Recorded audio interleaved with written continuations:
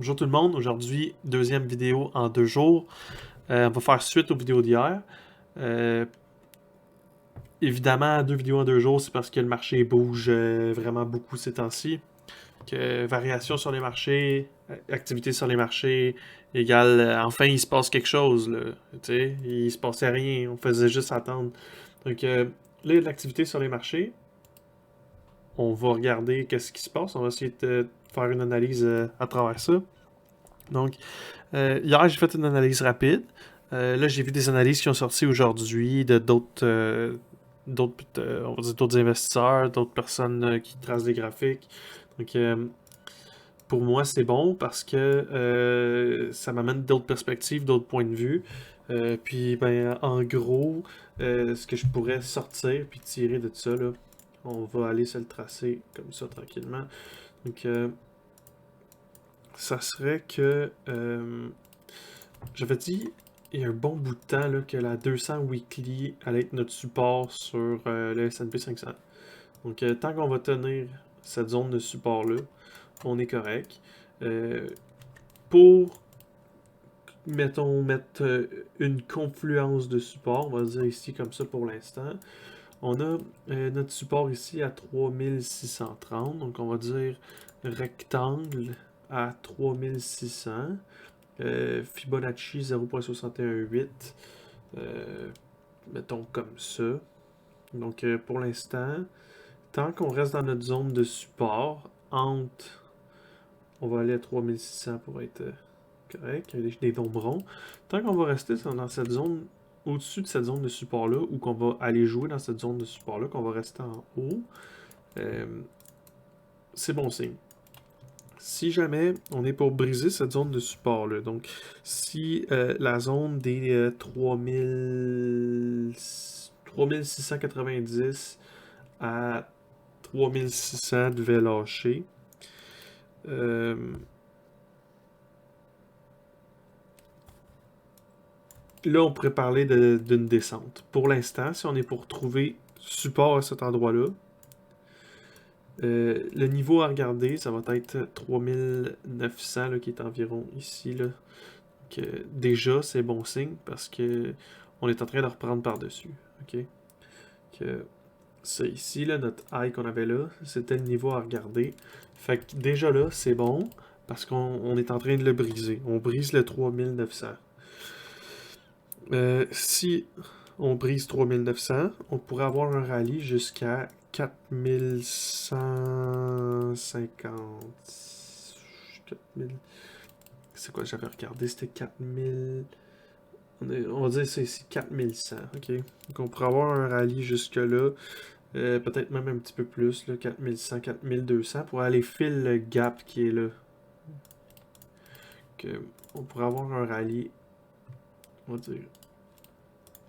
Donc on prend ça comme ça, là. On pourrait avoir un rallye comme ça jusqu'à environ le mois de décembre, le 19 décembre, ici on le voit là. Donc si la tendance se maintient, on pourrait avoir un rallye haussier au S&P 500 à 4100, 4200 autour du mois de décembre. Ça, c'est ce que je vois pour l'instant. Si on suit la tendance, donc si on suit le niveau de support aussi, là, quelque chose comme ça. Là. Donc la convergence, là, ça serait ici vraiment le 19 décembre. Donc la tendance de support, la tendance haussière. Si on est pour respecter ce pattern-là, ce que j'aime pas, c'est que ça, c'est un wedge. Les wedges, ça casse à la baisse. Ok. On pourrait avoir une hausse encore là, jusqu'à, comme je vous le disais, là, possiblement décembre, fin décembre. Après ça, qu'est-ce qu'on a d'autre?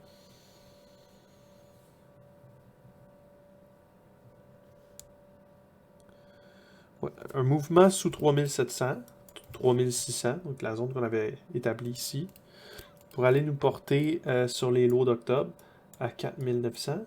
Donc, quand je disais ici, ça c'est casseur d'un wedge.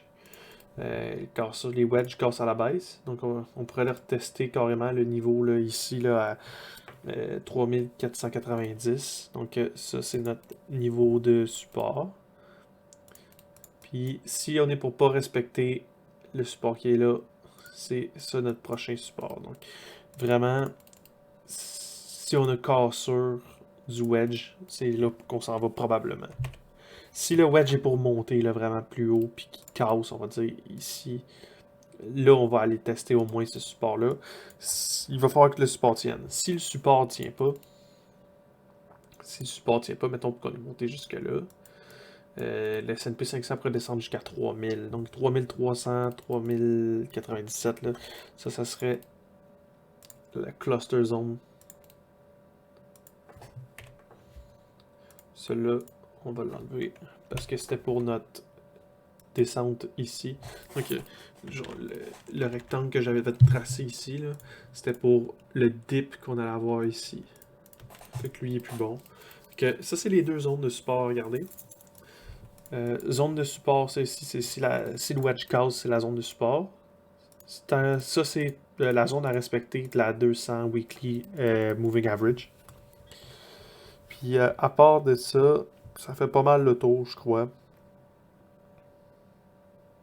Puis, c'est ça. Fait que, si on est pour avoir un crash au panic close, ça va être ici. Que, si on est pour avoir un crash là tout de suite au panic close, c'est 3491. Puis si on est pour descendre plus bas que ça, que le support tient pas, c'est la prochaine zone là, ici, pour acheter. Pour ce qui est du Bitcoin, donc on a vu là qu'on a eu une correction en dessous du lot de juin. Donc le lot de juin est ici. On a eu une correction en dessous du lot qui arrêtait là. On a eu notre wick dans la zone qu'on avait préétablie. Puis on a bouncé dans la zone qu'on avait préétablie. Autour de 16 237. Finalement, on a baissé à 15 600. Autre chose, comme on a parlé dans le dernier vidéo, on a le trendline ici, à long terme, sur lequel on a bouncé direct. Direct.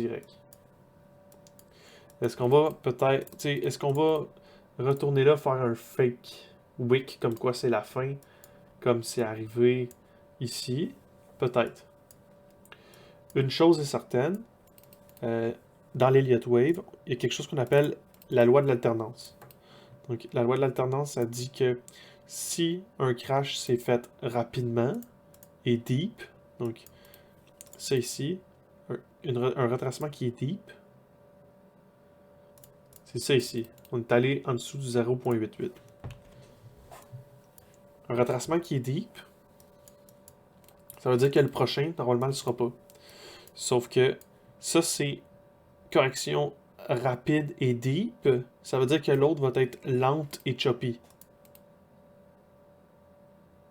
Elle va être choppy, lente. C'est l'inverse. Si elle est rapide puis est deep, l'autre va être lente, mais pas deep. Si elle est deep, qu'elle est rapide, l'autre va être lente. Si vous comprenez ce que je veux dire? Il y a, dans le fond, si on fait un fib là, pour notre Wave 4,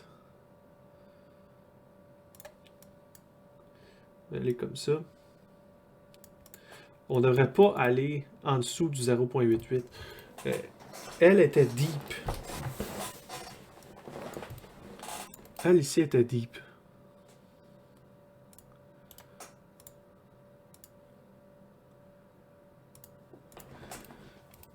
Elle est allée dans le 0.88.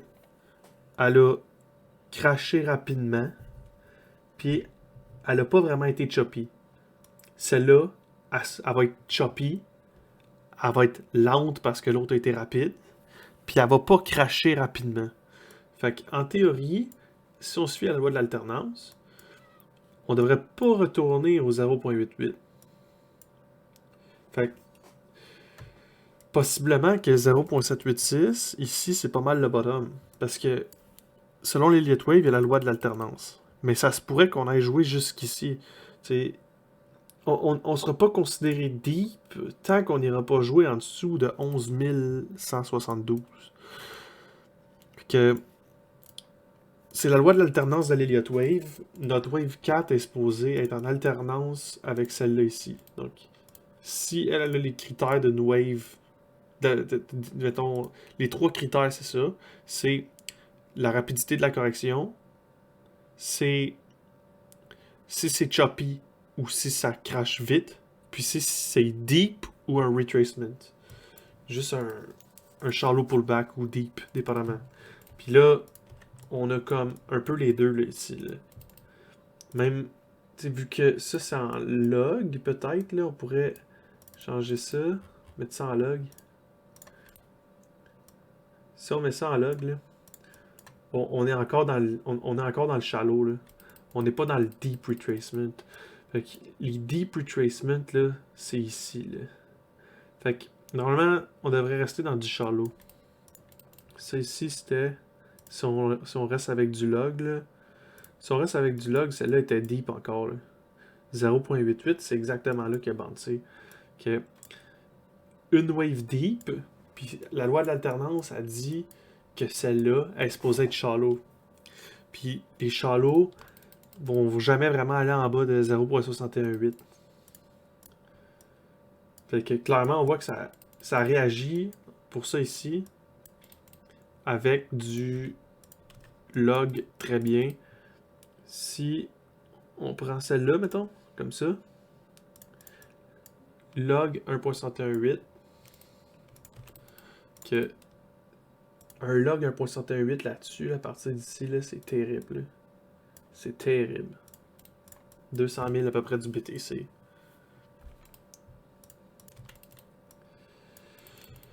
Que si on est pour continuer de descendre, puis qu'on est pour... T'sais, on peut évoluer en linéaire ou on peut évoluer en logarithmique. BTC en linéaire, ça a l'air de ça. BTC évolue plus en logarithmique qu'en linéaire. Fait que si on fibre avec du log, là, pour l'instant, on a notre shallow pullback. On a notre deep pullback ici. On est encore dans un shallow pullback.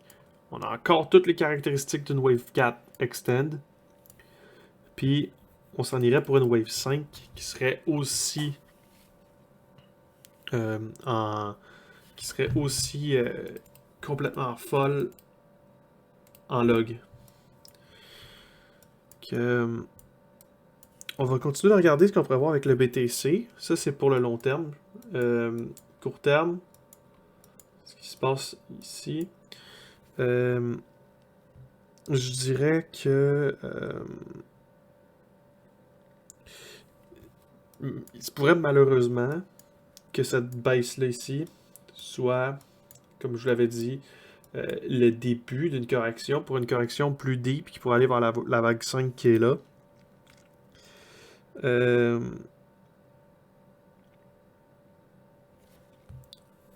Pour l'instant,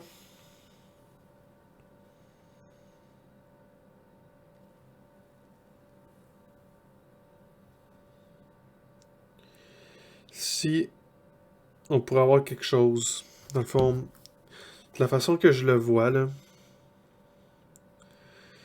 c'est tant que le Bitcoin va rester sous la résistance des 18 000. Ok. La résistance des 18 000, c'est ça ici. C'est notre 8 Daily Moving Average. C'est celle-là qu'on veut. Ce qu'on veut, là, on veut un Daily Close en haut pour commencer à penser qu'on peut peut-être se revirer. Ça se pourrait qu'on ait un pullback d'ici à là, jusqu'à la 8 Daily Moving Average. Peut-être même la 21. Peut-être même la 34. Donc, Cluster Zone, là. Cluster Zone, la 34, la 21 puis la 8. Ça, c'est Cluster Zone. Dans cette zone-là, ça, c'est la zone à abattre pour dire qu'on peut possiblement être en train de revirer dans les prix. Les prix sont possiblement en train de revirer. Si on est pour être dans cette zone-là, puis qu'on est pour cracher, le pullback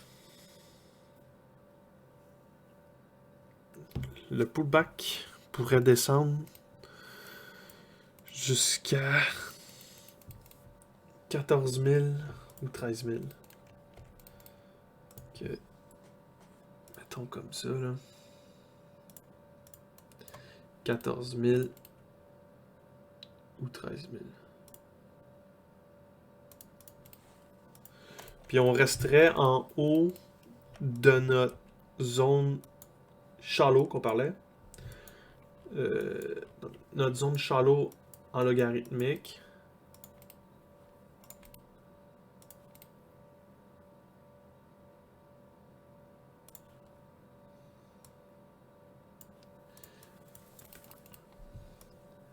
C'est 11 000 ici.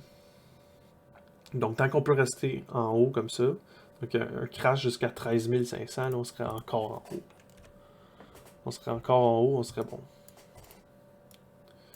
Fait que moi je me dis là que ça comme ça, si on est pour garder la tendance qu'on a là, ça devrait arriver d'ici le 3 décembre. Attendez, non, je dis n'importe quoi. Si on est pour garder la tendance qu'on a là, le niveau il est là, 17 novembre. Si le 17 novembre, si on continue de descendre comme on descend là, ça devrait arriver. Je m'attends peut-être possiblement à ce qu'on remonte comme ça. Dans la zone qui est là d'ici le 18 novembre avant que là on tombe. Que d'ici le 17 ou le 18 novembre, on va savoir si on est allé dans notre zone ou si on est allé là. Ça va être pas mal décidé. Puis moi j'ai l'impression comme c'est là qu'on risque peut-être plus de faire ça comme ça. Pour compléter notre wave 4. Ok. Le wave count, je le verrais pour l'instant comme ça. 1, 2, 3, 4, 5. Je verrais quelque chose comme ça.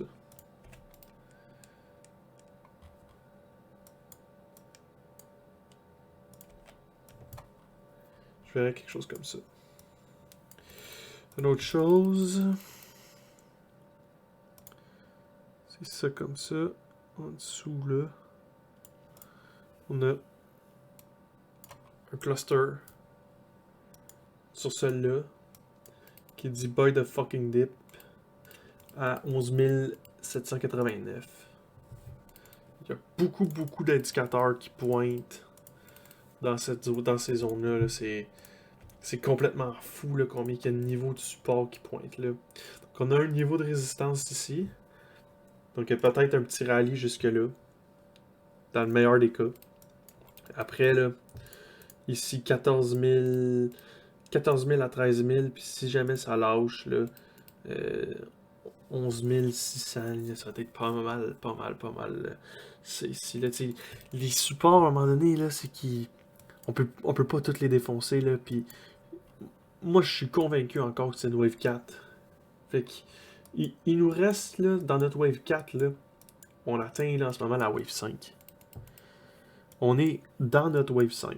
Ok, sur BTC, on est dans notre wave 5. Sur la S&P 500, on est possiblement dans la wave 5 aussi. Donc la wave 5 qui est là, on l'a possiblement fini. C'est possiblement un qui est en train de se former. Le S&P 500 va bien repartir. Ok, c'est ce que je pense qu'il va arriver. Je pense qu'on a fini notre correction sur le S&P. Je pense que le S&P va partir comme il faut. Le BTC va traîner de la patte, mais il va suivre jusque-là. Puis quand on va corriger sur notre vague 2, tout le monde sur BTC va piquer du nez, ça va cracher.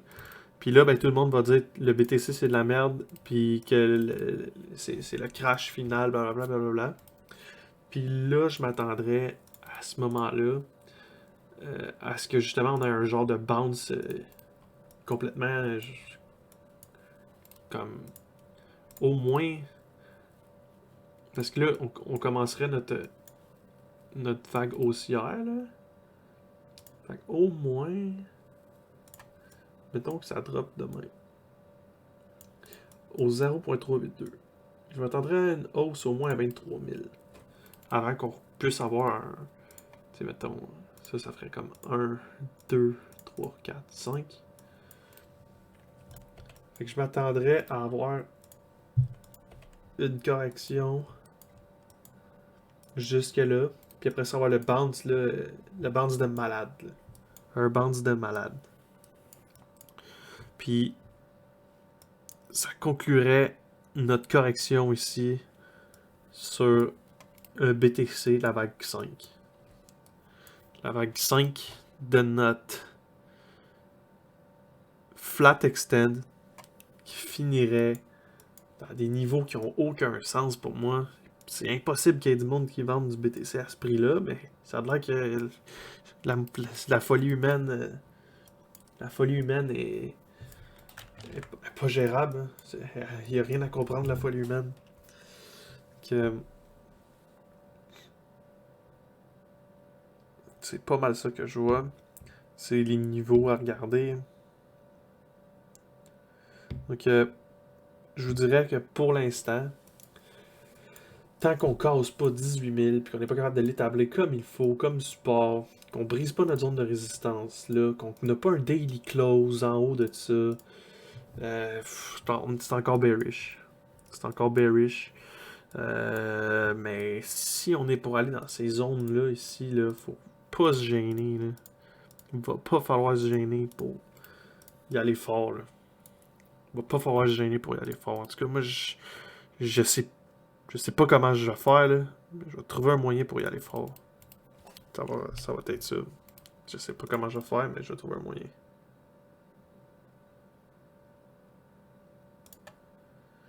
C'est comme ça.